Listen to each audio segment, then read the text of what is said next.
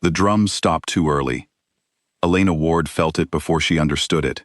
A wrongness pressing against her chest like a hand shoving her backward. The bonfire cracked and spat sparks into the black sky, and hundreds of eyes turned toward her at once.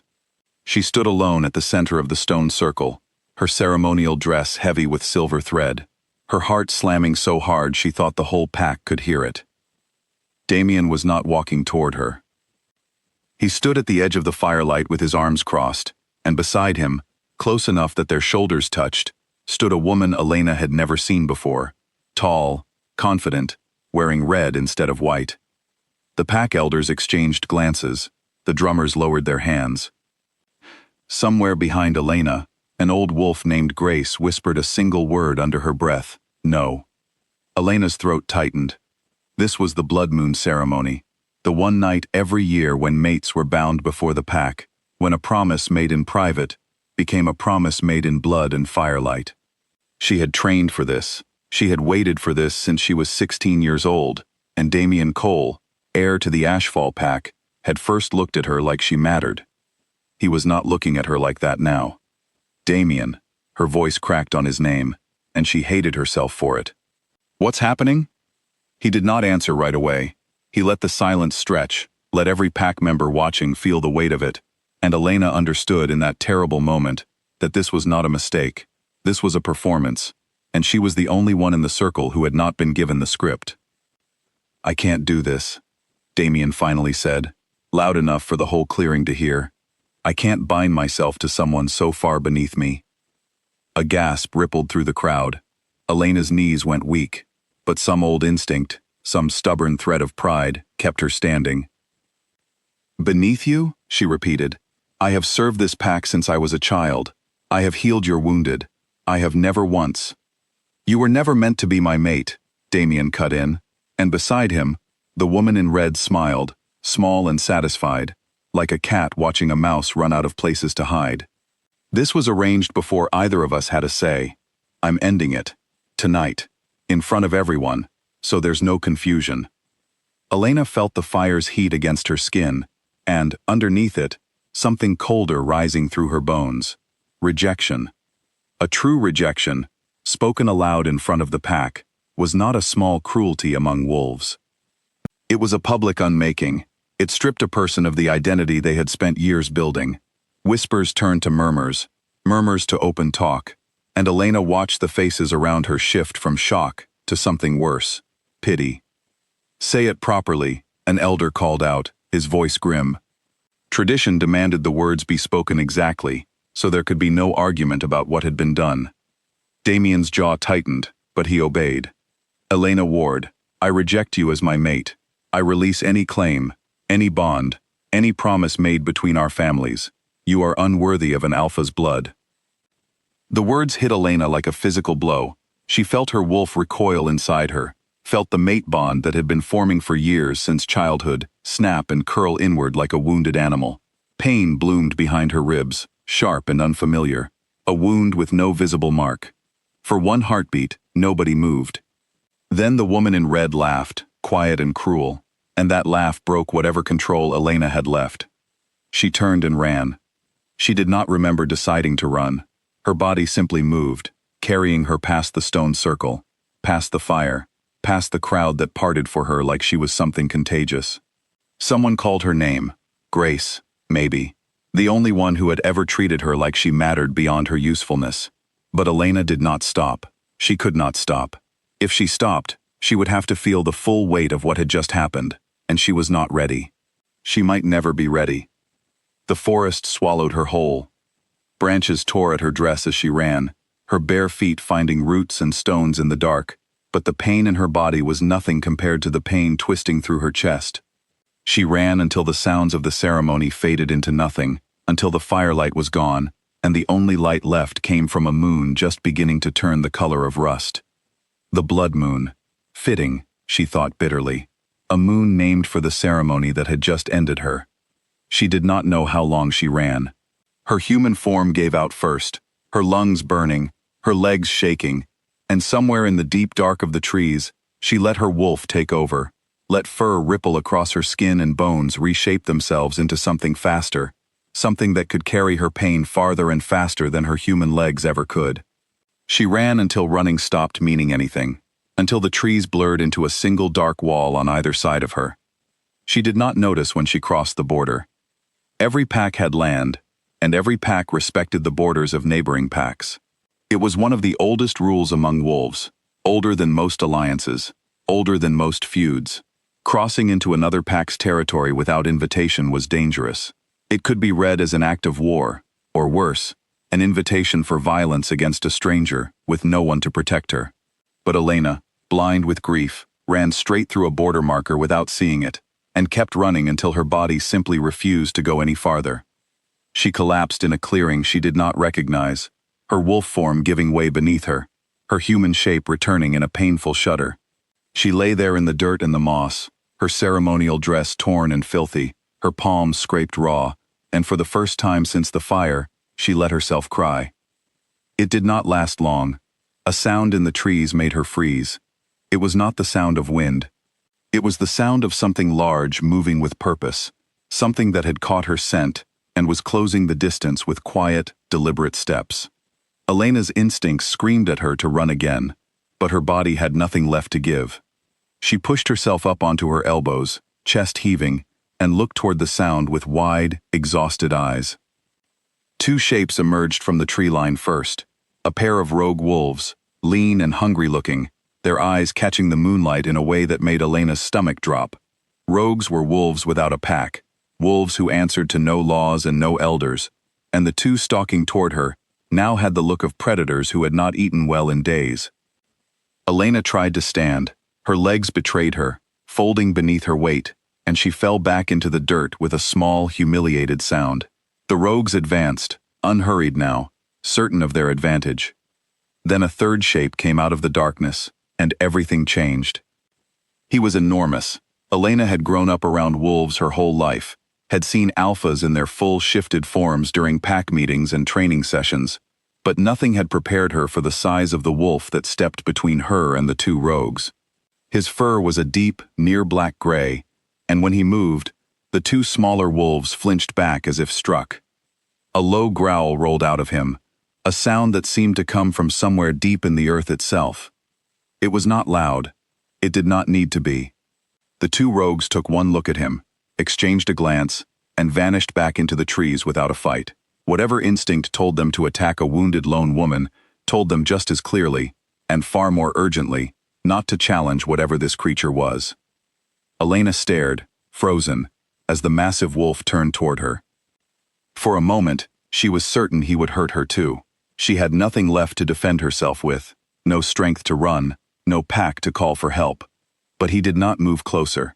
He simply stood there, watching her with eyes that seemed far too intelligent, far too aware, for an ordinary wolf. Then, slowly, the shape began to change. Fur receded into skin. The massive frame folded down into something more human, though no less imposing, and within moments, a man knelt in front of her instead of a wolf. He was tall, broad-shouldered, with dark hair damp from the run, and eyes the color of storm clouds. He wore no shirt, only a pair of loose pants that had clearly been tied to his leg before the shift, the way experienced shifters always prepared. "You're hurt," he said. His voice was low, calm, without any of the cruelty she had grown so used to hearing in male voices tonight. "Can you tell me your name?" Elena opened her mouth, but no sound came out. Exhaustion and grief pressed down on her all at once, and the edges of her vision began to blur. "It's all right," the man said, gentler now, noticing the way she swayed. "You don't have to talk, just breathe." She wanted to ask who he was, wanted to ask why a stranger of such obvious power had bothered to save a woman he did not know, on land that was not his own by the look of the unfamiliar trees around them. But her body had reached its limit. The last thing she saw before the world went dark was the stranger reaching out to catch her before she hit the ground, his expression unreadable, his eyes fixed on her like she was something he did not yet understand but already intended to protect. When Elena woke, it was still night, though the moon had shifted position in the sky. She was lying on something soft, a folded cloak beneath her, and a small fire crackled nearby, carefully built and carefully contained. The stranger sat a short distance away, watching the flames rather than her, giving her space the moment he sensed she had woken. "Where am I?" Elena asked, her voice hoarse. "Safe," he said simply, "for now." She pushed herself upright, wincing at the ache in her limbs, and studied him properly for the first time. There was something about him that did not fit the forest around them, something regal in the way he held himself, even sitting cross-legged on the ground. His eyes found hers, and for a moment neither of them spoke. "You crossed a border tonight," he said finally. "Do you know whose land this is?" Elena shook her head slowly. "I didn't mean to. I wasn't thinking. I was just running." "From what?" The question was simple, but it cracked something open in her chest all over again. She looked away, toward the fire, unwilling to let this stranger see the humiliation still raw on her face. "It doesn't matter," she said quietly. He did not push. Instead, he reached for a water skin beside him and offered it to her without a word. She took it gratefully, drinking slowly, while he watched the trees around them with the alertness of someone always half listening for danger. "My name is Cale," he said after a while. "Cale Ashworth." Elena repeated the name in her mind, searching for recognition, but found none. "I don't know that name." Something flickered across his face, something that might have been amusement, or might have been relief. "Good," he said. "That's probably for the best, tonight." Before Elena could ask what he meant, a distant howl rolled through the trees, low and mournful, followed by another. Cale's head lifted at once, his entire body going still and alert in a way that made the fine hairs on Elena's arms rise. "We should move," he said, rising smoothly to his feet. "It isn't safe to stay in the open, not with rogues nearby, and a scent as strong as yours drifting through packland that isn't your own." Elena tried to stand, but her legs buckled again, weaker than she had realized. Cale was beside her instantly, steadying her with a hand that was careful, almost hesitant, as if he were afraid of hurting something fragile. "I can walk," Elena insisted, though her voice lacked conviction. "You can barely stand," Cale said, not unkindly. "Let me help you. I promise you're not in danger with me." Elena searched his eyes for any sign of the cruelty she had grown to expect from men in positions of strength, any flicker of the contempt Damien had shown her in front of the entire pack only hours ago. She found none. Instead, she found something steady, something that felt, impossibly, like safety. "All right," she whispered. He lifted her carefully, and despite everything, despite the grief still burning raw in her chest, and the humiliation still fresh in her memory, Elena felt something inside her ease, just slightly, in the arms of a stranger whose name she had never heard, on land she did not recognize, beneath a moon that had taken everything from her only hours before. She did not know yet that the man carrying her through the dark trees was not simply a stranger who happened to be passing through. She did not know that his territory stretched farther than any pack she had ever known, that his name was spoken with a mixture of awe and fear across every border in the region, or that the quiet, careful way he held her was not the way a king typically treated anyone. She only knew that for the first time in hours, she did not feel completely alone. Behind them, deep in the trees, the howls faded into silence, and the blood moon climbed higher into the sky, watching over a night that had ended one life, and, though she could not have known it yet, had already begun to shape another. Cale carried Elena through the trees for what felt like a long time, though she drifted in and out of awareness, too exhausted to track the distance. When she finally opened her eyes fully, she found herself no longer in the forest, but inside a large stone chamber lit by soft lantern light, lying on a bed far more comfortable than anything she had known in her life. For a moment, panic seized her. She sat up too quickly, her head spinning, and looked around at unfamiliar walls carved with symbols she did not recognize. "You're awake," Cale's voice came from a chair near the window, where he sat with his forearms resting on his knees, watching her with quiet attention.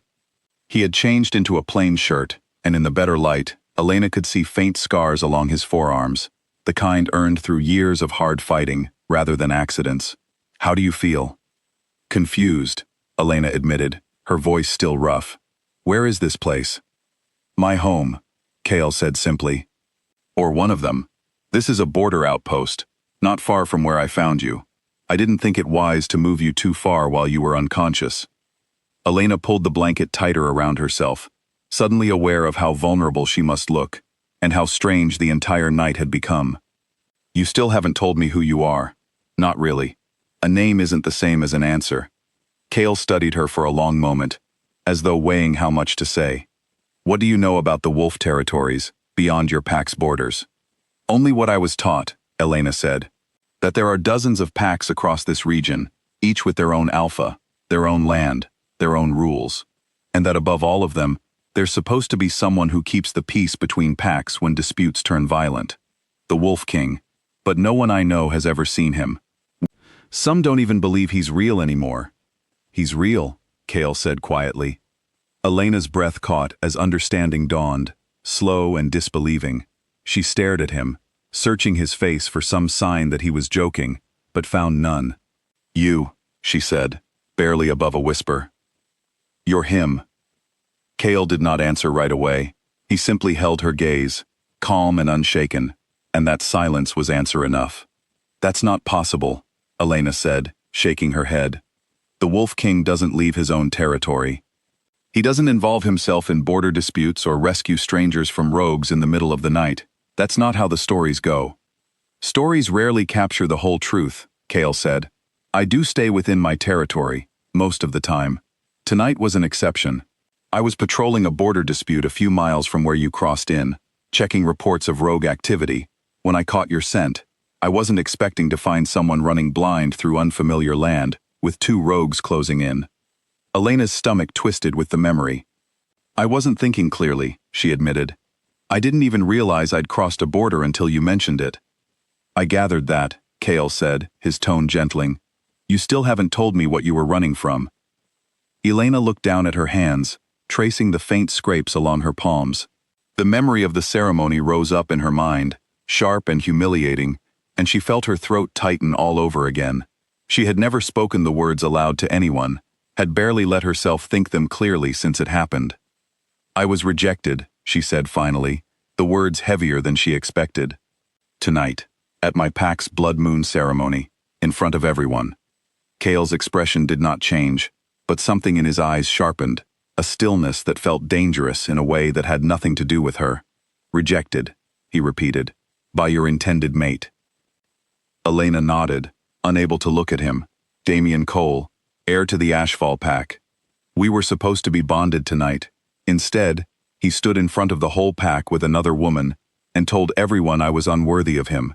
He said the words exactly, so there could be no mistake, no argument. It's done. It's permanent. The silence that followed stretched long enough that Elena finally looked up, afraid she had said something wrong. Kale's jaw was tight, his hands curled loosely into fists on his knees, and for a moment she thought she had angered him somehow. He said those words to you, Kale said slowly, in front of his entire pack, and then let you run into the night alone. I ran on my own, Elena corrected quietly. No one forced me to. That doesn't make it right, Kale said, an edge in his voice she had not heard before. A pack that lets a member run unprotected into rogue territory after a public humiliation is a pack that has failed her, whether or not the running was her own choice. Elena did not know what to say to that. No one had spoken about the ceremony in terms of the pack failing her. Everyone she knew would have said Damien had every right to reject her. That rejection was simply part of the risk every wolf accepted when hoping for a bond. She had accepted that belief herself, quietly, painfully, in the moments before she ran. You don't have to defend them to me, Kale said, noticing her hesitation. I'm not asking you to explain their behavior. I'm only telling you that what happened to you was cruel, regardless of what customs say is permitted. Something in Elena's chest loosened slightly at those words, a tension she had been carrying so long she had almost forgotten it was there. She had spent years believing that her place in the pack, her worth as a person, depended entirely on being chosen by someone more powerful than herself. Hearing a stranger, and not just any stranger, but the most powerful wolf in the region, speak so plainly about cruelty being cruelty regardless of tradition, unsettled something deep inside her. Why does it matter to you? She asked quietly. You don't know me. You don't owe me anything beyond pulling me out of danger tonight. Cale was quiet for a long moment, his gaze drifting toward the window, where the last hours of night were beginning to soften into the pale gray of early dawn. When he spoke again, his voice had changed, lower, more careful, as though he were choosing each word with great deliberation. When I found you in that clearing, he said, I felt something I wasn't prepared for. It's rare, among our kind, and I won't pretend to fully understand it myself yet. But I recognized it the moment I saw you. Elena's heart began to pound, a slow, uncertain rhythm. What do you mean? A mate bond, Cale said simply, or the beginning of one. Stronger than anything I've felt before, and I've lived a long time, Elena. Long enough to know the difference between simple attraction and something deeper trying to take root. Elena stared at him, disbelief warring with the memory of how safe she had felt in his arms only hours ago, despite everything. That's not possible, she whispered. I was just rejected. My bond with Damien was severed tonight. A new one can't form this quickly, not with someone I just met. I didn't say I understood it, Cale said. I only said I recognized it. Bonds don't always follow the rules we're taught to expect. Sometimes fate has its own timeline, one that has nothing to do with what we think should be possible. Elena wanted to argue, wanted to point out how impossible it seemed, how convenient it sounded for a king to claim such a bond with a woman he had known for only a handful of hours. But some quiet, honest part of her recognized the truth in what he said, because she had felt it too, in the moment his growl had driven off the rogues, in the moment his hands had steadied her when her legs gave way. She had felt something settle inside her that had nothing to do with gratitude alone. What happens now? She asked, her voice barely above a whisper. Whatever you want to happen, Cale said.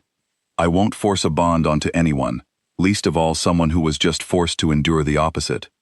If you want to return to your pack, I'll see that you're escorted safely, and I'll speak to your alpha myself about how you were treated tonight, if that would help you.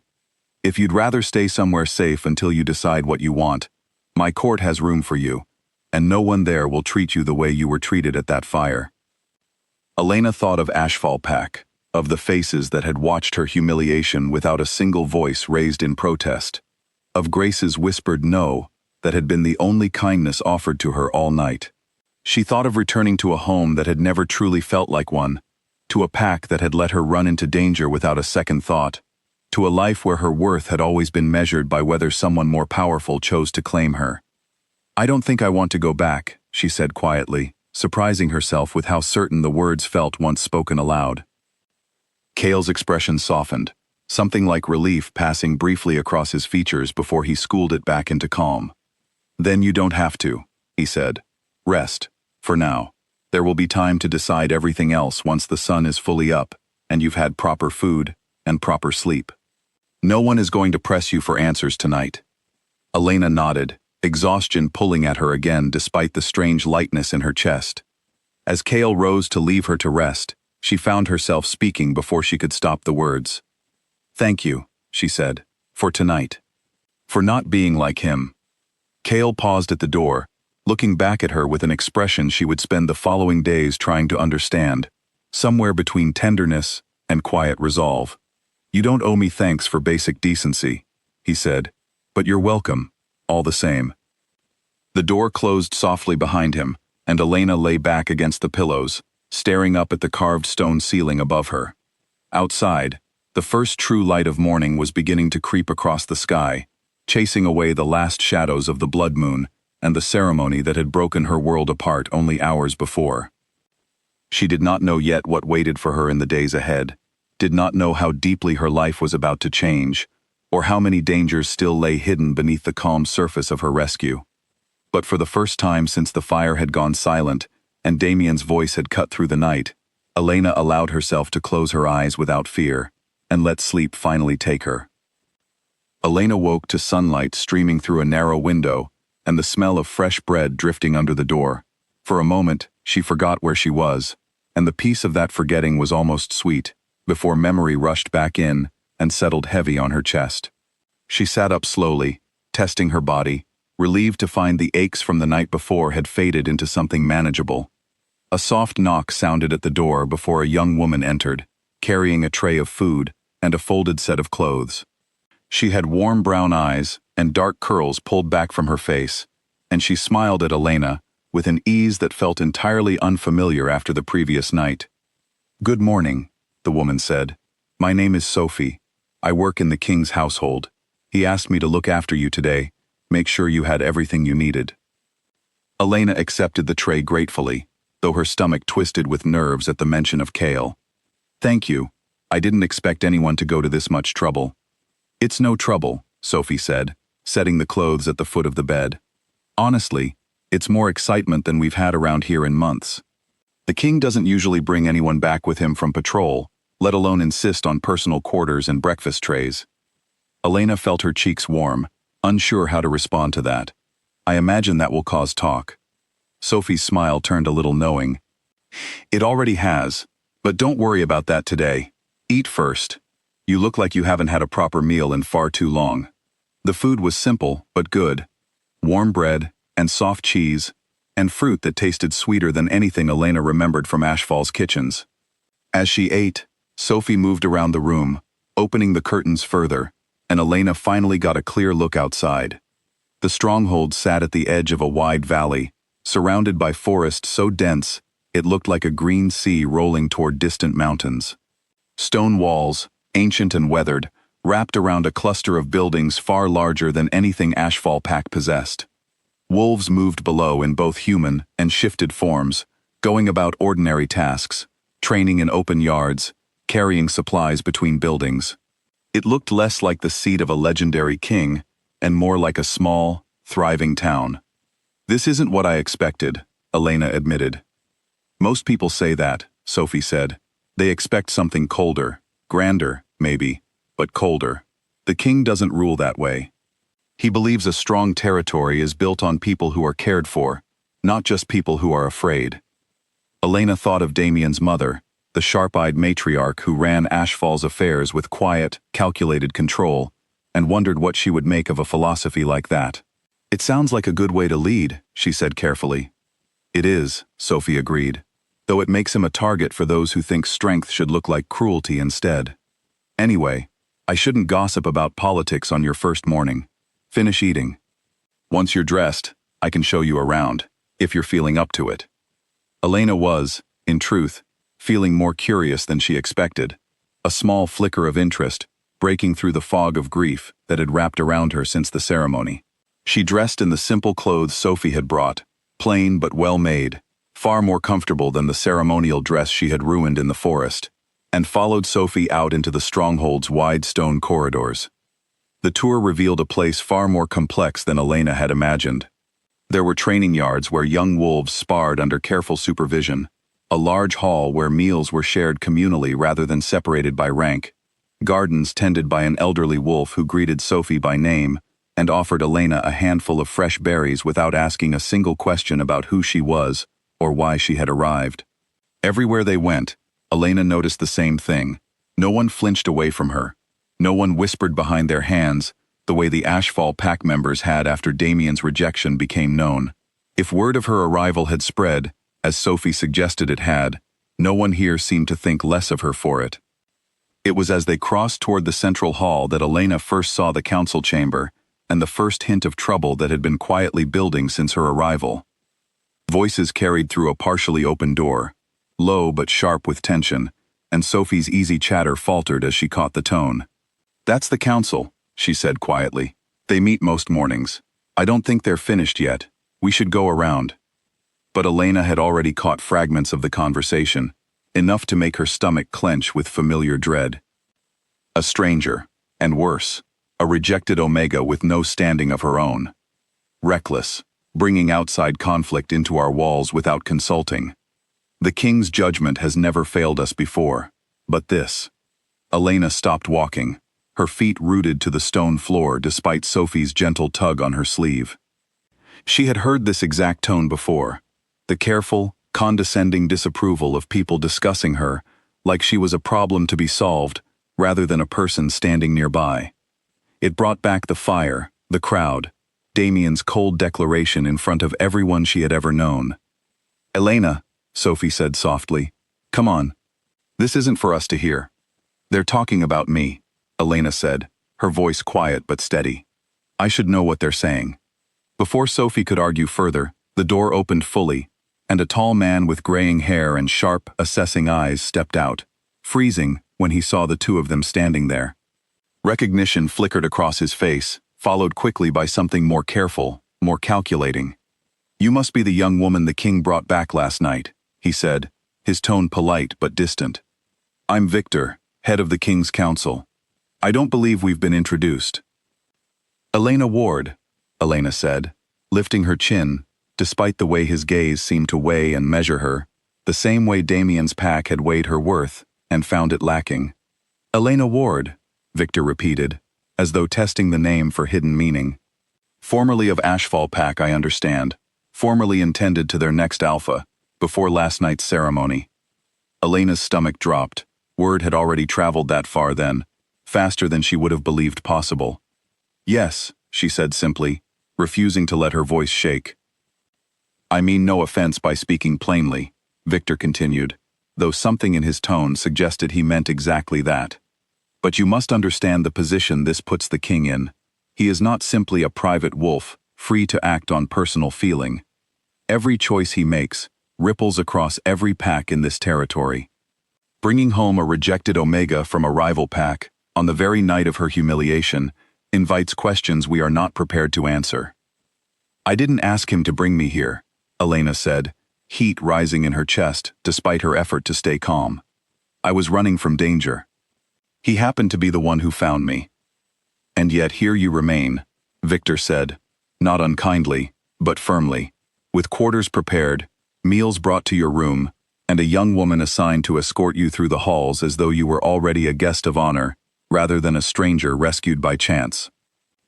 Elena had no answer for that, because she did not fully understand it herself. She looked to Sophie, who had gone very still beside her, clearly uncomfortable being caught in the middle of a conversation so far above her position. With respect, Sophie said carefully, the king gave clear instructions this morning. I was only following them. I'm not blaming you, Sophie, Victor said, softening slightly. I'm simply pointing out, for Elena's benefit as much as anyone's, that this situation is more complicated than it might appear from where she's standing. Then perhaps you should explain it to the king, a new voice said from behind Victor, calm, but carrying an unmistakable weight of authority. Cale stepped into the corridor, and the shift in atmosphere was immediate. Victor straightened, his expression smoothing into practiced neutrality, and even Sophie dropped her gaze respectfully. Only Elena remained watching Cale directly, searching his face for some sign of what he intended to say next. Victor, Cale said, his tone even, but carrying an edge Elena had not heard from him before. I trust you were explaining council business to our guest with appropriate courtesy. Of course, Victor said smoothly. I was simply helping her understand the complexity of her position here, given the circumstances of her arrival. Her position here, Cale said, is not something that requires your explanation. It requires mine, and I intend to give it, to the full council, this afternoon. Until then, I'd ask that any further discussion of Elena's presence wait until I'm in the room to address it directly. Victor inclined his head, though Elena caught the flicker of frustration beneath his composed expression. As you wish, my lord. He excused himself back into the council chamber, leaving the three of them standing in the quiet corridor. Cale turned to Elena, his expression gentling as he studied her face, clearly reading the tension still written there. I'm sorry you heard that, he said. Victor isn't cruel, whatever it might have sounded like. He's cautious and protective of the balance we've built here. But he shouldn't have spoken to you that way before I had the chance to explain things properly. He wasn't wrong, though, Elena said quietly. I am a stranger. I don't have any standing here. I don't understand what I'm even doing in this place, beyond being someone you happened to find in the woods. Cale was quiet for a moment, his gaze steady on hers. This afternoon, I'm going to explain to the council exactly why you're here, and exactly what I believe is happening between us. I'd like you to be there, if you're willing. You deserve to hear it as clearly as they will, not filtered through anyone else's opinion of what it means. Elena's heart pounded at the seriousness in his voice, the sense that whatever he intended to say would change everything again, just as swiftly as the fire had the night before. But this time, standing in a corridor with sunlight falling through tall windows, surrounded by people who had shown her nothing but kindness since she arrived, she did not feel the same dread she had felt walking toward the ceremony. "All right," she said. "I'll be there." Cale nodded, something like relief passing briefly across his face before he schooled it back into calm authority. "Get some rest before then," he said. "Sophie will bring you to the hall when it's time." As he turned to leave, Elena found herself watching him go, aware of a strange, quiet certainty settling in her chest, one she could not fully explain, but no longer wanted to dismiss. Whatever waited for her that afternoon, whatever the council decided, whatever Cale intended to say about the bond he claimed to feel, Elena understood that her life had already changed beyond any possibility of returning to what it had been before the blood moon rose over Ashfall's fire. She only hoped she was ready for whatever came next. The council hall was larger than any room Elena had ever stood in, its high ceiling supported by carved wooden beams, and its walls lined with tall windows that let afternoon light spill across a long stone table. By the time Sophie led her inside, most of the seats were already filled, faces turning toward her with a mixture of curiosity, wariness, and open suspicion. Victor sat near the head of the table, his expression carefully neutral. Beside him sat an older woman with silver-streaked hair and a stern, unreadable face, and further down, several other advisors Elena did not recognize, each watching her with the same assessing gaze Victor had used in the corridor that morning. Cale stood at the head of the table, waiting until Elena had taken the seat Sophie guided her toward, before he addressed the room. "Thank you all for gathering," Cale began, his voice carrying easily across the hall without needing to be raised. "I know there have been questions since last night, and I intend to answer them plainly, so there's no confusion about my intentions or my reasoning." He gestured toward Elena, and every eye in the room shifted to her at once. She kept her spine straight, refusing to let the weight of their attention bend her the way it had at the fire only a day before. "This is Elena Ward," Cale continued. "Formerly of Ashfall Pack. Last night, during their blood moon ceremony, she was publicly rejected by her intended mate, in front of their entire pack, and left to fend for herself. She crossed into our territory unknowingly, wounded and alone, and was found by rogues before I intervened." A murmur rippled through the room. The older woman with silver hair leaned forward slightly, her sharp gaze studying Elena with new interest. "I understand the concern some of you have already raised," Cale went on, his eyes briefly finding Victor's. "Bringing a stranger, from a rival pack, into our home, so soon after such a public and painful event, is not a small thing. I don't dismiss that concern. But I also won't pretend the reason I brought her here was simple charity." The room went very still. Elena felt her pulse quicken, uncertain what he intended to say next, though some part of her already knew. "When I found her," Cale said, his voice steady despite the weight of what he was about to admit, "I felt something I have not felt in all my years as king. A mate bond, forming stronger and faster than anything I've experienced before, or heard described by any wolf I've ever known." The murmur that followed was louder this time, disbelief and surprise mixing openly across the table. Victor's expression shifted from careful neutrality to something closer to alarm. "My lord," Victor said carefully, "with respect, that is an extraordinary claim, especially given the timing. She was rejected only hours before you found her. Bonds don't simply appear on command, particularly not for someone freshly wounded by the breaking of another." "I'm aware of how it sounds," Cale said. "I questioned it myself, more than once, in the hours since. But I've lived long enough, and led long enough, to trust what I feel over what convention says should be possible. This bond is real. I won't force it, and I won't rush it. But I won't hide it from this council either, because you deserve honesty from the wolf you've trusted to lead you." Elena sat frozen, aware of every eye in the room shifting between her and Cale, weighing the truth of his words against the improbability of the situation. She had not expected him to speak so openly, so completely, in front of a room full of strangers who clearly held real power in his court. The silver-haired woman finally spoke, her voice measured and thoughtful rather than hostile. "My lord, if this bond is as strong as you describe, I don't doubt your sincerity. But you must understand the risk this creates. Ashfall Pack rejected her publicly, which under old custom gives them no further claim over her. However, if her presence here is seen as the king deliberately provoking a rival pack by claiming their rejected Omega, it could be read as an act of aggression, whether or not that's your intention.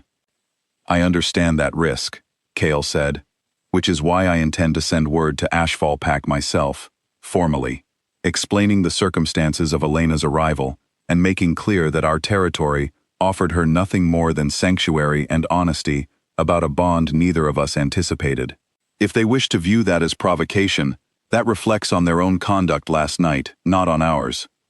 Victor exchanged a look with the silver-haired woman before speaking again, his tone slightly less guarded than before. And what of Elena herself? Has anyone asked what she wants in all of this, or are we simply debating her fate as though she isn't sitting among us? The question, though pointed at Kale, turned every gaze back to Elena, and for a moment, she felt the old fear rise in her chest, the fear of being spoken about rather than spoken to. But Kale's expression, when she glanced at him, held nothing but patient encouragement, an unspoken invitation for her to answer for herself. Elena took a slow breath and straightened in her seat. "No one asked me last night either," she said, her voice quieter than she intended, but steady nonetheless. "I stood in front of my entire pack, while a man I trusted decided my worth without a single question about what I felt or wanted. I don't intend to let that happen again, here or anywhere else."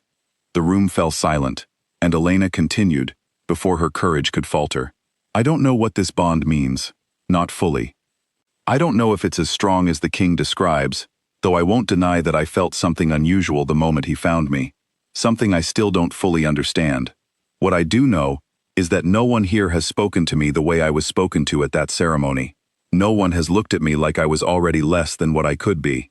If I'm to have any say in what happens next, I'd like the chance to understand this bond for myself, without being rushed into decisions I'm not ready to make, and without being talked about as though I have no voice of my own." For a long moment, no one spoke. Then the silver-haired woman gave a small, approving nod. "Well said," she murmured, glancing toward Victor. "I think that answers more of my concerns than the king's explanation did." Victor's expression softened slightly, though caution still lingered in his eyes. "I don't doubt your sincerity, Elena. My concern has never been with you personally, but with the political weight this situation carries. Still, if the king is committed to handling Ashfall Pack directly, and if you're given time rather than pressure, I'm willing to trust his judgment, as I always have." Kale inclined his head toward Victor, something like gratitude passing between them. "That's all I ask," he said. "Time and honesty for everyone involved." The meeting continued for a while longer, discussing practical matters, Elena's formal status within the stronghold, the message that would be sent to Ashfall Pack, and precautions to be taken in case Damien's family reacted poorly to the news. Elena listened carefully, grateful that no further hostility surfaced, though she could still feel Victor's watchful gaze occasionally drifting toward her, weighing and reassessing even as the conversation moved on. When the meeting finally ended and the council members filed out, Kale lingered behind, waiting until the hall had emptied before crossing to where Elena still sat.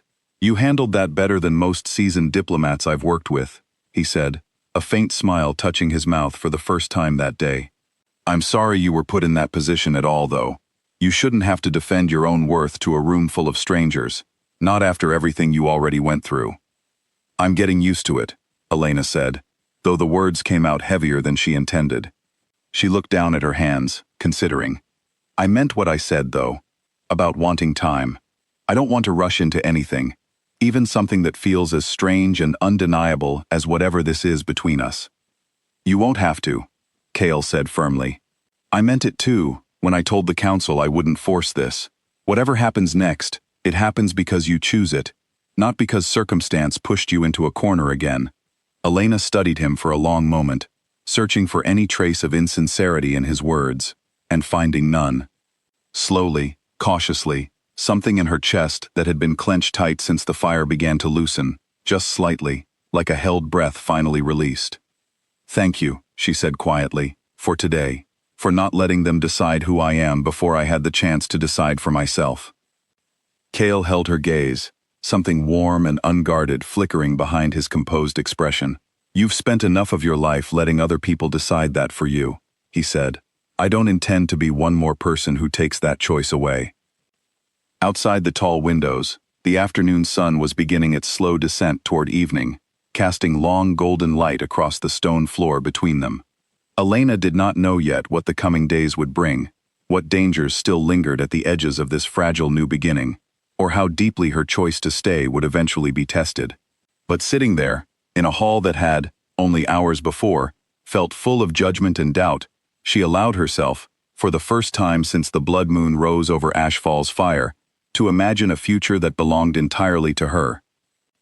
The days that followed settled into a quiet rhythm Elena had not expected to find anywhere, least of all in the home of a wolf, whose name had once seemed like nothing more than a distant legend.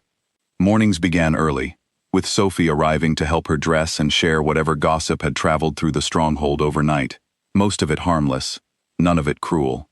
Afternoons were spent exploring the grounds, learning the names of the people who lived and worked there, slowly piecing together a picture of a community, built on something steadier than fear. Still, trust did not come easily to Elena, no matter how gently she was treated. She noticed it in small moments, the way her body tensed whenever a group of wolves laughed together nearby, some old instinct convincing her the laughter was aimed at her, before reason could catch up.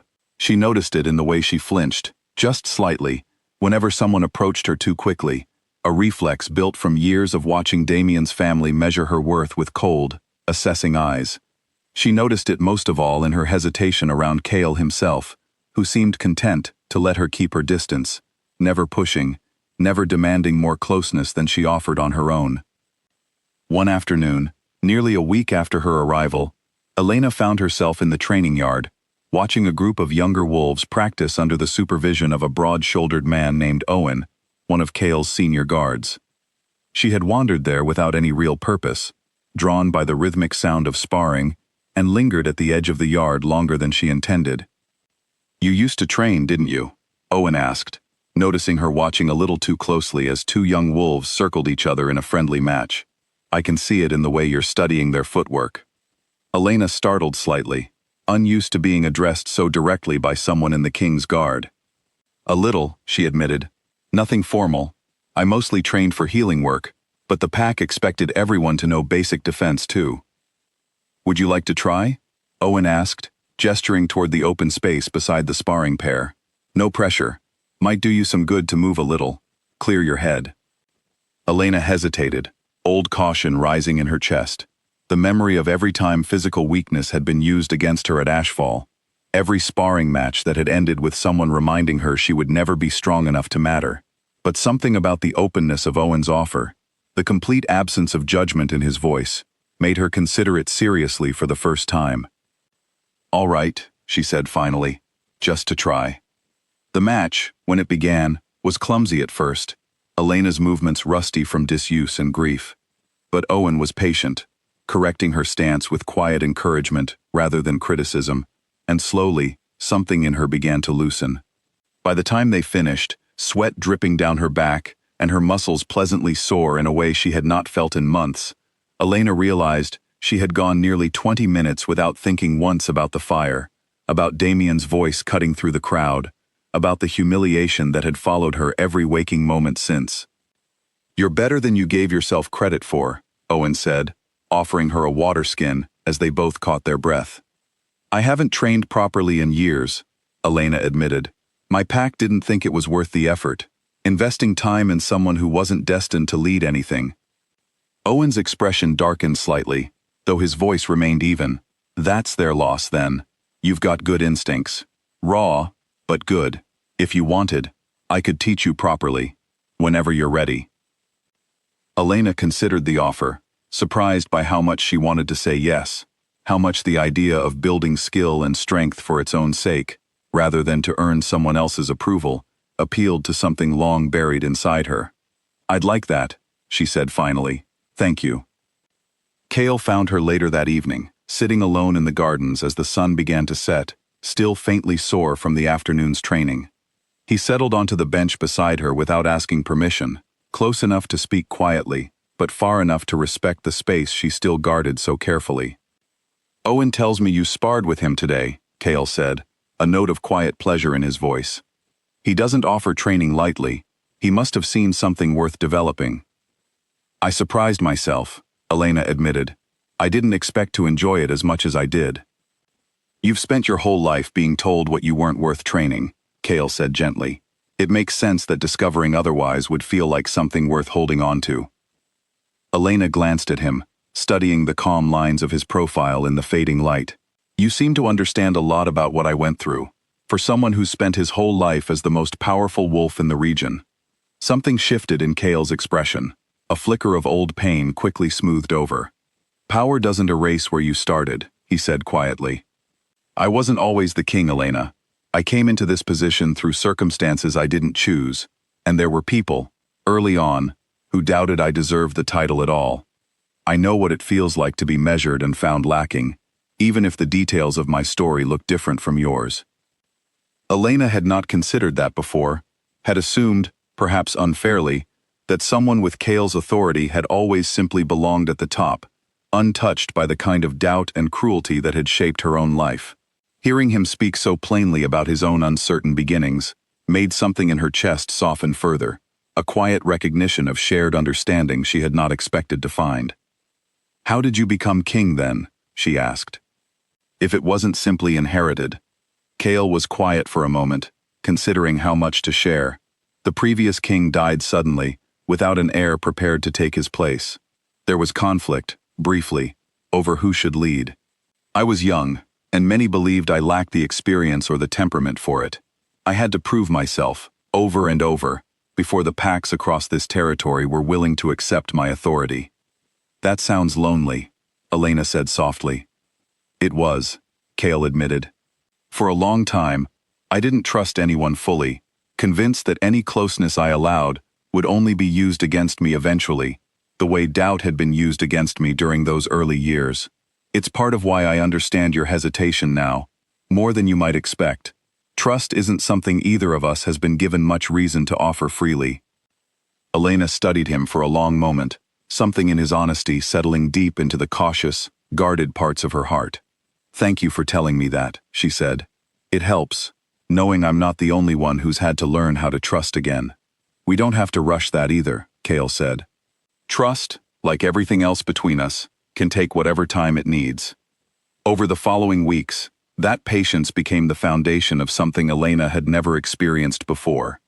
A closeness built slowly, deliberately, without pressure or expectation. She continued training with Owen, growing steadier and more confident with each session. She spent quiet evenings in the gardens with Cale, sometimes talking, sometimes simply sitting in comfortable silence, watching the stars emerge over the valley. She began to recognize faces around the stronghold not as strangers to be wary of, but as people who genuinely seemed to want her there. Slowly, the tight, guarded knot in her chest that had formed the night of the ceremony began to ease. She still carried scars from Damien's rejection, still flinched sometimes at sounds or gestures that reminded her too much of that humiliating night. But for the first time since the fire had gone silent, Elena began to believe she might build something real here, something that had nothing to do with earning approval, and everything to do with simply being allowed to exist as herself. It was on one such evening, nearly a month after her arrival, that Elena found herself walking beside Cale through the gardens after dinner, the mate bond between them humming quietly beneath the surface of ordinary conversation, neither of them acknowledging it directly, but both clearly aware of its steady, patient presence. "I used to think," Elena said quietly, watching the last light fade behind the mountains, "that my worth depended entirely on whether someone else decided I was worth keeping. I don't think that anymore." Cale glanced at her, something warm and proud flickering in his eyes. "What do you think now?" Elena considered the question carefully before answering, aware of how much had changed in the quiet, unhurried weeks since her arrival. "I think I get to decide that for myself," she said. "And I think, for the first time in a long time, I actually like who I'm deciding to be." Cale's hand found hers, gentle and questioning, giving her every chance to pull away if she wished. She did not. Instead, she let her fingers curl around his, a small, deliberate choice that felt larger than it should have, given how simple a gesture it was. Neither of them could have known, standing together in the quiet garden as the stars began to emerge overhead, that the fragile peace they had built together was about to be tested far sooner than either of them expected, or that the past Elena had worked so hard to leave behind was already making its way toward the stronghold's gates. The messenger arrived just after midday, dusty from hard travel, and clearly uneasy as Owen escorted him through the front gates. Elena was in the garden when word reached her, Sophie hurrying across the grass with an expression that immediately set her nerves on edge. "Someone's here from Ashfall Pack," Sophie said, slightly out of breath. "The king wants you in the main hall. He said it's important." Elena's stomach dropped, old fear rising fast and sharp despite the weeks of steady healing behind her. She followed Sophie quickly through the stronghold's corridors, her mind racing through every possibility, none of them comforting. When she reached the main hall, she found Kale standing near the entrance, his posture rigid, his expression carefully controlled in a way that told Elena immediately something was wrong. Beside him stood Victor, and near the center of the room, flanked by 2 guards, stood a man Elena recognized instantly and had hoped never to see again. Damien. He looked different than she remembered from the ceremony, less certain of himself, though he was doing his best to hide it behind a carefully composed expression. His eyes found Elena the moment she entered, and something flickered across his face, guilt perhaps, or something closer to desperation. "Elena," he said, taking a step toward her before Owen's firm hand on his shoulder stopped him. "I need to speak with you." "You don't have anything left to say to her," Kale said, his voice low and controlled, though Elena could feel the barely restrained tension radiating from him. "You made your position quite clear at the ceremony, in front of your entire pack." "That's exactly what I came to explain," Damien said, his gaze flicking nervously between Kale and Elena. "It wasn't what it looked like. I need Elena to understand that." Elena felt anger rise in her chest, sharp and clarifying, cutting through the initial shock of seeing him again. "You said the words exactly as tradition requires, Damien. There's no version of that where it wasn't what it looked like." "I was forced into it," Damien said, his voice cracking slightly. "My mother arranged the whole ceremony behind my back.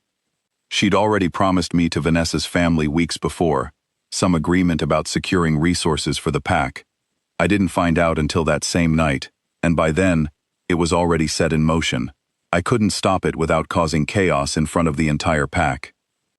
"So instead you humiliated me in front of that same pack," Elena said, her voice steady despite the tremor of old pain beneath it. "You could have told me privately. You could have found any way other than destroying my standing in front of everyone I'd ever known." Damien flinched, clearly having no good answer for that. "I was a coward," he admitted quietly. "I panicked, and I said what my mother told me to say, because I didn't know how else to handle it in the moment. I've regretted it every day since." "And yet here you are," Kale said, stepping slightly closer to Elena, his presence steady and grounding beside her. "Not to apologize, from what I can tell, but to reclaim something you threw away the moment you realized the king had taken an interest in her." Damien's jaw tightened, and for a moment, Elena saw a flash of the arrogance she remembered from Ashfall Pack, quickly buried beneath a more careful expression. "I came because word reached us that the Wolf King had claimed a bond with Elena. My mother sent me to clarify our pack's position, and to see whether the original arrangement between our families could still be honored, given the circumstances." "There is no arrangement left to honor," Elena said, disbelief coloring her voice. "You rejected me. Publicly. Under the old customs, that ends any claim your family had. Permanently. You know that as well as I do." "Customs can be revisited," Damien said, though his voice lacked real conviction, especially when circumstances change as significantly as they have. "My mother believes an alliance between Ashfall Pack and the King's territory, through your bond with him, could benefit us both. She sent me to negotiate terms." The room went cold with sudden understanding. Elena stared at Damien, the pieces falling into place with sickening clarity. "You're not here because you regret what happened," she said slowly. "You're here because your mother realized rejecting me publicly, and then losing me to the most powerful wolf in the region, was a political mistake, and she wants to salvage some advantage from it. Damien did not deny it, his silence answer enough. Cale's expression hardened, a coldness settling over his features that Elena had not seen before, one that made the guards near the doorway straighten with sudden alertness. "You came into my territory," Cale said, his voice dangerously quiet, under the pretense of an apology, "to negotiate political terms using a bond you have no claim to and no right to discuss. Do you understand how that looks, Damien?" "I meant no disrespect," Damien said quickly, some of his earlier composure crumbling under the weight of Cale's stare. "I only meant—" "You meant to use me again," Elena interrupted, her voice steadier now, anger burning away the last traces of old fear. "Just like you did at the ceremony, except this time, instead of humiliating me for your mother's political games, you're trying to profit from my humiliation instead." Damien had no response to that. He looked between Elena and Cale, some final understanding of the situation's true weight settling over his features, along with something that looked almost like fear. "I think you should leave," Cale said, his voice carrying the unmistakable authority of a king rather than the gentleness Elena had grown used to over the past weeks. "Return to your mother, and tell her that whatever alliance she hoped to build through Elena no longer exists, and never will. Elena is not a bargaining piece for either of our territories. She is under my protection, and she has chosen to remain here of her own will, not through any claim your family retains." "My lord," Damien began, some flicker of desperation returning to his voice, "if I could just—" "You've said what you came to say," Hughes interrupted, his patience clearly exhausted. "I've given you my answer. I'd advise you to leave before this conversation becomes something less civil than it currently is."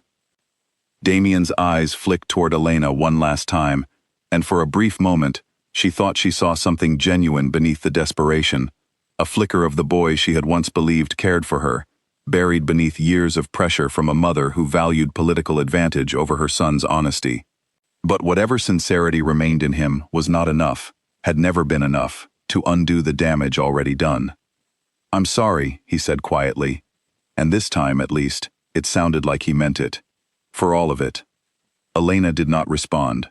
She had nothing left to give him, no forgiveness ready to offer, no anger left worth expending on someone who had already cost her so much. She simply watched, silent and steady, as Owen and the other guard escorted him from the hall, his footsteps echoing against the stone floor, until the heavy doors closed behind him. The silence that followed felt heavy with everything unsaid. Victor cleared his throat carefully, breaking the tension. "My lord, this changes things. If Ashfall's matriarch is already thinking in terms of political leverage, we should consider what other moves she might attempt." "I'm aware," Cale said, though his attention remained on Elena, studying her carefully for any sign of how deeply the confrontation had shaken her. "We'll discuss strategy later.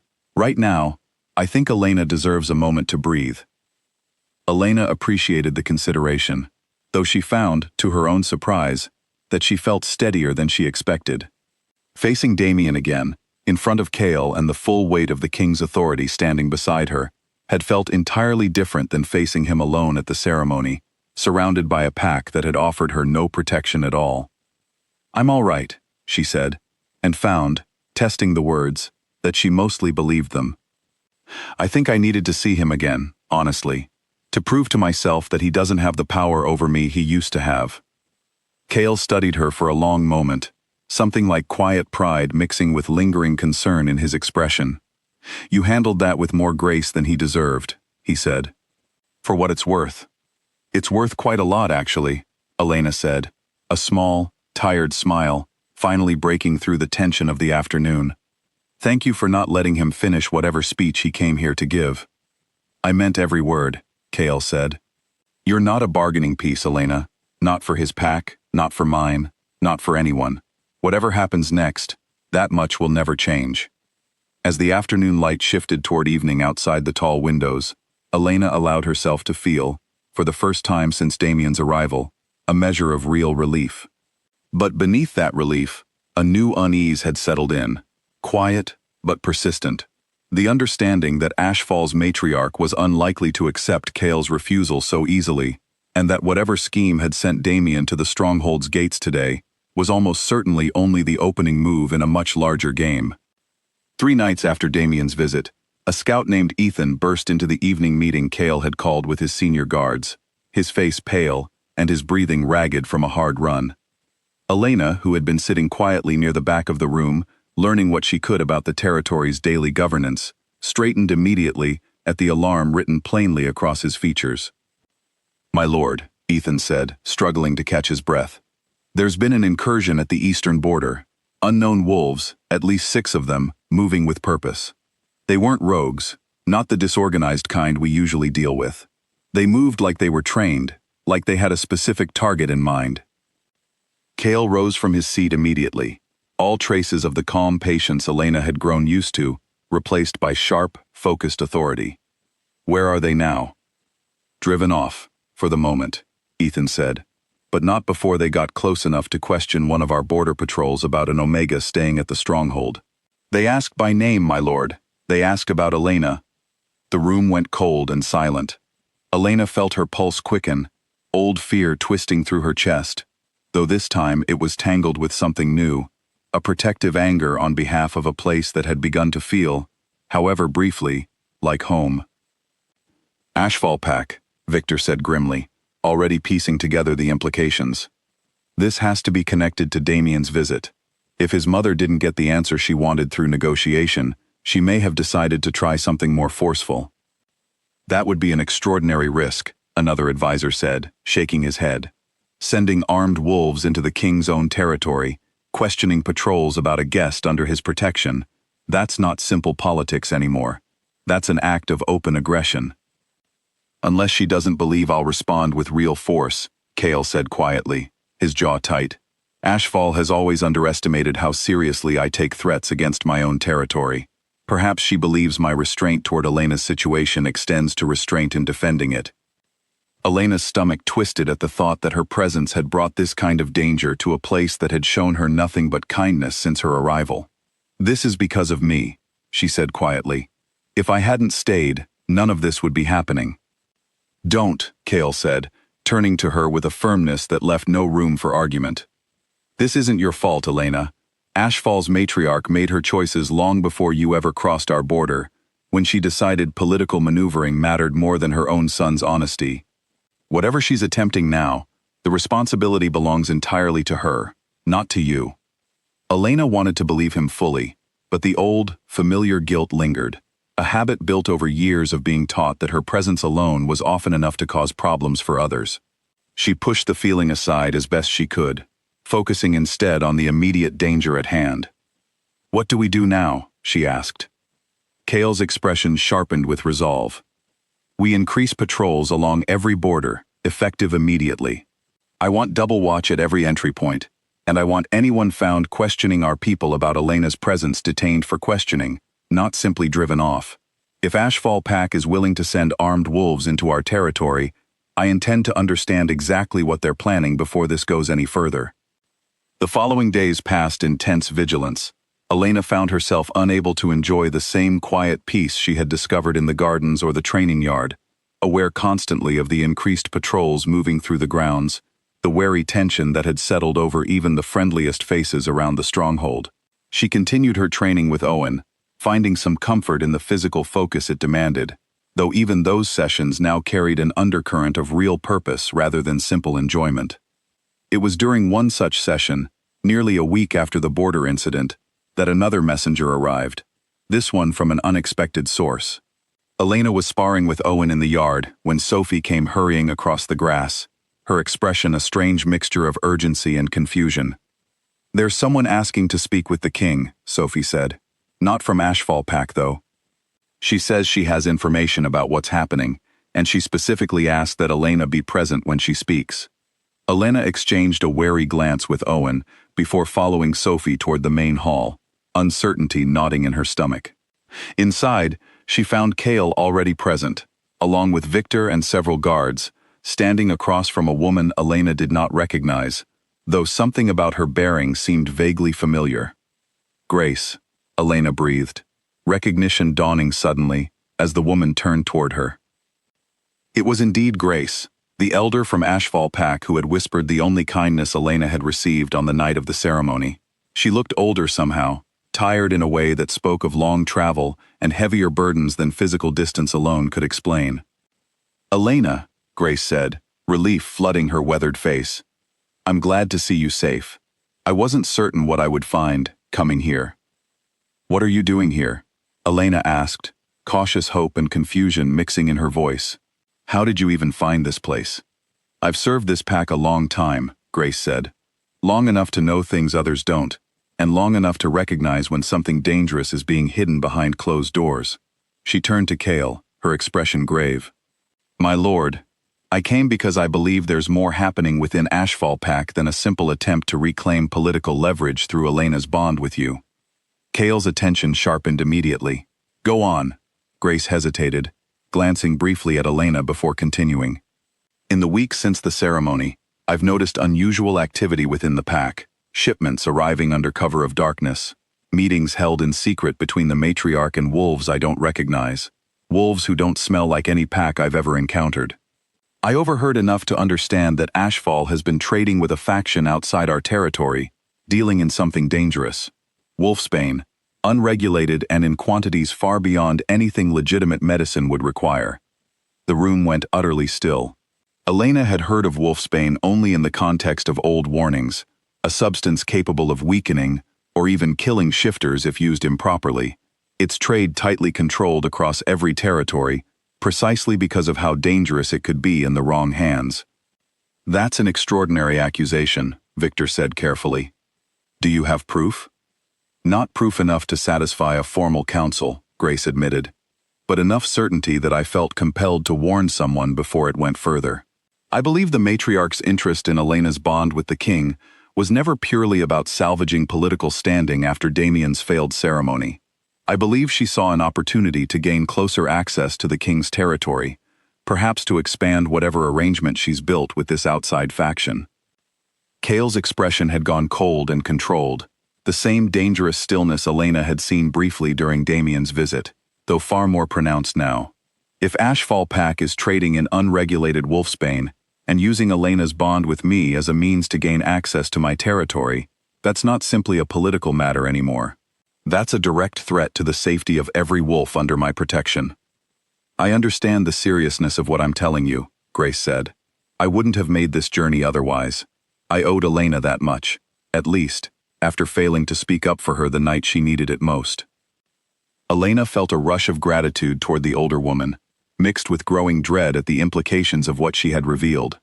Why would Ashfall's matriarch risk something this dangerous, she asked. What could she possibly gain that would be worth the consequences if she's discovered? "Power," Victor said grimly, before Grace could answer. "If this outside faction is opposed to the king's rule, as such dealings usually suggest, an alliance with them could offer Ashfall significant advantage, weapons or resources, beyond what any single pack could obtain through legitimate means. It would explain why she was so eager to salvage some connection to the king's territory after Damien's failed ceremony threatened to cut off any future access." Cale's jaw tightened further, the full weight of the danger settling visibly across his features. "We need concrete evidence, and we need it quickly. If Ashfall is dealing with a faction working against my rule, this goes far beyond a single pack's ambitions. It threatens the stability of every territory under my protection." "I can help," Grace offered. "I still have standing within the pack, enough to move without immediate suspicion.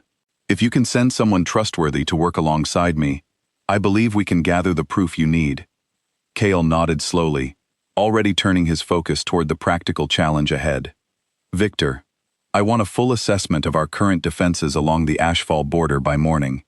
If this escalates the way I suspect it might, I want us prepared for every possibility."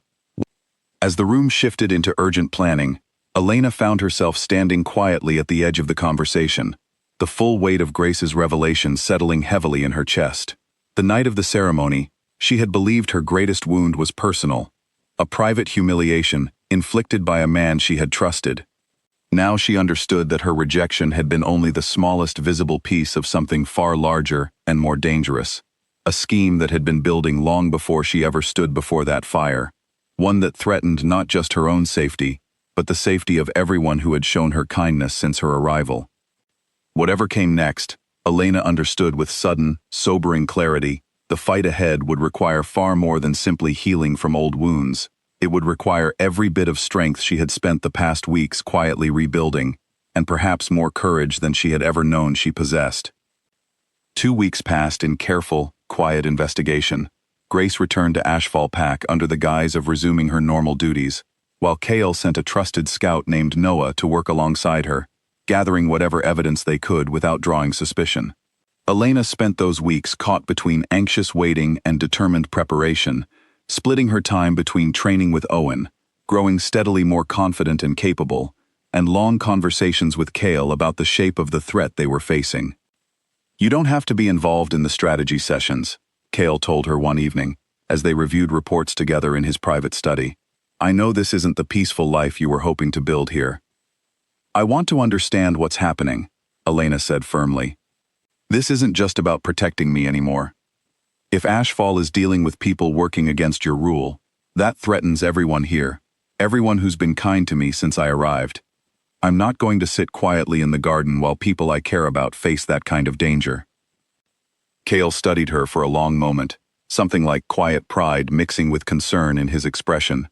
"You've changed a great deal since the night I found you in that clearing," he said.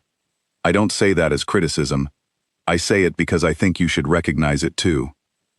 Elena considered his words, surprised by how true they felt. The woman who had collapsed in that clearing, broken and directionless, bore little resemblance to the woman sitting across from him now, steady and purposeful despite the uncertainty still hanging over all of them. "I think I finally understand what it means to matter, for reasons that have nothing to do with being chosen by someone else," she said quietly. "It's strange, realizing that after so many years believing otherwise." "It's not strange," Kale said. "It's simply true, and it always was. It just took the right circumstances for you to see it clearly." Their conversation was interrupted by an urgent knock at the door. Victor entered without waiting for permission, his expression grim in a way that immediately set Elena's nerves on edge. "My lord, word has just arrived from Grace. She and Noah have gathered enough evidence to confirm everything she suspected, and worse. Ashfall isn't simply trading Wolfsbane with this outside faction. They're planning something larger, an organized strike against several border territories loyal to you, timed to coincide with the next full moon." The room went cold with sudden urgency. "How much time do we have?" Kale asked, already rising from his seat. 4 days, Victor said. "Grace believes the matriarch intends to use the chaos of a coordinated strike to seize additional territory, while your attention is divided across multiple fronts. She's been building this alliance for months, possibly longer, waiting for the right moment to act." Kale's expression hardened into something Elena had not seen before, a cold, focused resolve that spoke to exactly why this man had earned the title of king, despite the doubts that had once surrounded his rise to power. "Then we move first," he said. "I won't wait for her to strike on her own timeline. Gather the senior guards. We need a full strategy session within the hour." As the room filled with urgent activity, guards and advisors arriving to review maps and coordinate defenses, Elena found herself standing quietly to one side, watching Kale transform before her eyes from the patient, careful man who had nursed her wounds in a forest clearing into a leader prepared to defend his entire territory against a coordinated threat. She felt a fierce, unexpected surge of pride alongside her fear, a recognition of exactly how much responsibility rested on his shoulders and how steadily he carried it. "Elena," Kale said, catching her eye across the room as the planning intensified around them, "I need you to stay within the central stronghold once this begins. I know you've grown stronger, and I trust your instincts more than you might realize, but I can't focus fully on defending this territory if I'm also worried about your safety in the middle of open conflict." Elena wanted to argue, some part of her, eager to prove the strength she had spent weeks building, but she recognized the wisdom in his request, understood that reckless bravery would serve no one if it distracted him from the larger fight ahead. "I'll stay," she said, "but I want to help in whatever way I can from here. I trained as a healer, before everything else. If this becomes as dangerous as we're expecting, you're going to need every set of skilled hands available." Kale's expression softened briefly amid the tension. That, I can agree to. The following days passed in a blur of preparation, the stronghold transforming steadily from peaceful community into something closer to a fortress bracing for conflict. Elena worked alongside the stronghold's healers, organizing supplies and reviewing emergency procedures, grateful for the sense of purpose it gave her amid the mounting anxiety. She saw little of Kale during those days, his attention consumed entirely by strategy and coordination with allied packs willing to stand against Ashfall's coming aggression. On the third night, as the full moon approached and tension in the stronghold reached its peak, Kale found her briefly in the healer's hall, exhaustion visible beneath his composed exterior. I wanted to see you, he said simply, before everything begins tomorrow. Elena set aside the supplies she had been organizing, crossing to where he stood near the doorway. How are you holding up? She asked quietly. Honestly, Kale admitted, I'm afraid. Not for myself, but for everyone whose safety depends on decisions I'm about to make. I've led this territory a long time, Elena, but I've never faced a threat quite like this one. An enemy willing to risk open conflict against the king himself for the sake of ambition. Elena reached out, taking his hand in both of hers, offering what comfort she could. You're not facing it alone, she said. Whatever happens tomorrow, you have people who believe in you, who trust your leadership. That has to count for something. Kale's gaze softened, something vulnerable flickering behind the exhaustion and worry etched across his features. It counts for more than you know, he said quietly. Having you here, believing in me the way you do, means more than I've let myself admit these past weeks. Elena felt her heart pound at the rawness in his voice, the honesty stripped bare by the weight of what tomorrow held. I believe in you, she said simply. Completely. Kale studied her for a long moment, something shifting between them, deeper and steadier than mere gratitude or growing affection. It was the mate bond, Elena realized, no longer simply a strange, unfamiliar sensation, but something she recognized fully now, something she chose, deliberately and completely, rather than something forced upon her by circumstance. Whatever happens tomorrow, she said quietly, I want you to know that staying here, choosing you, choosing this life, has been the first choice I've made entirely for myself in longer than I can remember. And I don't regret it, not for a moment. Kale's hand tightened gently around hers, his expression filled with quiet wonder, despite the exhaustion weighing on him. Elena, he said softly, when this is over, when Ashfall's threat has been dealt with and our territory is safe again, I want to ask you something important. Not tonight, not while everything hangs in uncertainty, but soon. Elena's breath caught, understanding immediately what he meant, though he had not spoken the words directly. I'll be here, she said, waiting for that question, whenever you're ready to ask it. As the night deepened around them, and the stronghold settled into tense, watchful silence ahead of the conflict awaiting them at dawn, Elena felt something steady and certain settle deep in her chest. A quiet strength that had nothing to do with the danger surrounding them, and everything to do with the life she had chosen, deliberately and completely, for herself. Whatever tomorrow brought, she understood now, with unshakable clarity, she would face it, not as the broken, rejected Omega, who had run blindly into the forest weeks before, but as a woman who had rebuilt herself, piece by piece, into someone capable of standing firmly beside a king, ready to fight for the life and the love she had chosen. Dawn broke gray and cold over the valley, mist clinging low to the ground as Kale's forces gathered along the eastern border, joined by warriors from 3 allied packs who had answered his call without hesitation. Elena watched from the stronghold's highest window as the lines assembled, her heart pounding with a fear she refused to let paralyze her. Somewhere beyond the tree line, Ashfall Pack and their outside allies were preparing to strike, believing they still held the element of surprise. They did not know that Kale had already moved first. The battle, when it began, unfolded far from the stronghold itself, along the contested border where Ashfall's coalition had planned to stage their coordinated assault. Elena remained where she had promised, deep within the healer's hall, preparing supplies and steadying her nerves as reports began trickling back through exhausted messengers throughout the long, tense morning. The fighting was fierce, but Kale's preparation and the element of surprise turned the tide quickly in his favor. Reports arrived, describing how the coalition's forces, expecting to catch the king's territory unprepared, instead found themselves facing organized defenders who anticipated their every move. Ashfall's outside allies, wolves from the rogue faction Grace had warned them about, broke first, scattering into the forest once it became clear the element of surprise had failed them entirely. It was Ashfall Pack itself that continued fighting longest, driven by the matriarch's fierce determination to salvage something from her failed scheme.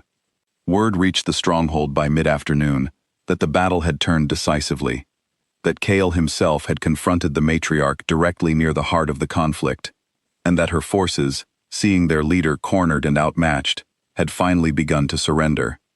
Elena did not learn the full details of that confrontation until Chaol returned to the stronghold late that evening, exhausted and bearing minor wounds already beginning to heal, but alive and victorious. She rushed to meet him the moment word reached her of his return, relief and lingering fear tangling together as she took in the sight of him, tired but unmistakably whole. "It's over," Chaol said simply, as she reached him, his voice rough with exhaustion, but steady with quiet triumph. "Ashfall's matriarch has been taken into custody, along with several of her closest advisors. The rogue faction scattered once their advantage was lost, though we'll continue tracking them to ensure they don't regroup elsewhere." "And Damien?" Elena asked, unable to keep the question from surfacing, uncertain even now how she felt about the answer. Chaol's expression turned careful. "He didn't fight," he said. "From what I understand, he refused to take part in his mother's scheme once he learned the full scope of what she intended. He's been taken into protective custody alongside the rest of Ashfall's leadership, pending a full accounting of what happened, but he's not being treated as an enemy combatant." Elena absorbed that information slowly, surprised by the complicated relief she felt at hearing it. Whatever cowardice and weakness Damien had shown throughout this entire ordeal, some small part of her was grateful he had not chosen to fight against the people who had shown her genuine kindness. Grateful he had drawn some final line he refused to cross. "What happens to Ashfall Pack now?" she asked. "That will take time to determine properly," Chaol said. "The matriarch will face judgment for her role in this conspiracy, and for the danger she brought to my territory and every pack allied with it. As for the rest of the pack, those who took no part in her scheming, I have no intention of punishing an entire community for the choices of their leadership. We'll work with whatever remains of Ashfall's council to establish new leadership. Ideally, leadership more interested in genuine alliance than dangerous ambition." Elena nodded slowly, grateful for the fairness in his approach, even toward the pack that had caused her so much pain. "Grace," she said suddenly, worry sharpening her voice. "Is she safe?" "Safe, and already being celebrated as something of a hero among those who understand the full scope of what she helped uncover," Chaol said, a faint, tired smile touching his mouth for the first time since his return. "She asked me to pass along her relief that you're safe, and her hope that you'll visit her once things settle, rather than the other way around." Elena felt tears prick at her eyes, overwhelmed by the relief of the day's events finally catching up to her exhausted body. "I will," she said, "as soon as things are calm enough to allow it." Chaol reached out, gently brushing a stray tear from her cheek, his touch tender despite the exhaustion still evident in every line of his body. "You did wonderfully today," he said quietly. "The healers told me how steady you kept everyone, how well you managed the supplies and the wounded who were brought back throughout the day. I know staying behind wasn't easy for you, but it mattered, Elena. You mattered, exactly where you were." "I wanted to be useful," Elena admitted. "I couldn't stand the thought of simply waiting helplessly while everyone I care about faced danger without me." "You were far more than useful," Chaol said. "You held this place together while I was gone. That's not a small thing." They stood together in comfortable silence for a long moment, the weight of the day's events settling slowly into something that felt, impossibly, like peace. Around them, the stronghold buzzed with the quiet, exhausted relief of a community that had faced real danger and emerged, largely, intact. "There's something I want to say," Chaol said finally, his voice carrying a seriousness that immediately caught Elena's full attention. "Something I mentioned wanting to ask you before all of this began." Elena's heart began to pound, understanding immediately what he meant, though the exhaustion of the day made everything feel slightly unreal, like a dream she was afraid to disturb by breathing too deeply. "Not tonight," Kale said gently, noticing her sudden stillness. "You're exhausted, and so am I, and this deserves better than being asked in the middle of a battle's aftermath. But soon, Elena, I want you to know that clearly. Soon, I intend to ask you something that matters more to me than anything else in this territory." Elena felt warmth spread through her chest despite the day's exhaustion, a quiet, steady certainty settling deep into her bones. "I'll be ready," she said softly, "whenever you're ready to ask." As the last light of evening faded into night above the stronghold, and the sounds of a community slowly settling back into peace drifted through the open windows, Elena allowed herself, finally, to imagine a future entirely free from the shadow of rejection and humiliation that had once defined her. Whatever challenges still remained ahead, whatever healing Ashfall Pack still needed to undergo, whatever question Kale intended to ask her once the dust of this long, difficult day had fully settled, Elena understood with unshakable certainty that she had found, against every expectation born on the night of the blood moon, exactly where she belonged. 3 months passed before the territory fully settled into its new, steadier rhythm. Ashfall Pack, under careful guidance from Kale's council and a newly formed leadership that included Grace among its senior advisors, slowly rebuilt itself into something healthier than it had been under its former matriarch's rule. The woman herself faced formal judgment before a gathering of regional leaders, stripped of her authority and exiled from any position of power across the territories, a consequence Elena found she could accept with quiet, settled peace rather than lingering anger. Damien's fate proved more complicated. Cleared of direct involvement in his mother's most dangerous schemes, he remained within Ashfall Pack, though stripped of his position as heir and required to spend years rebuilding trust through service to the very community his cowardice had once endangered. Elena heard occasional updates through Grace, learning that he had thrown himself into that work with a seriousness that suggested genuine remorse, though she felt no particular need to seek him out herself. Some chapters, she had come to understand, were simply meant to close quietly, without dramatic confrontation or forced forgiveness. Her own life, meanwhile, had blossomed into something she once would have considered impossible.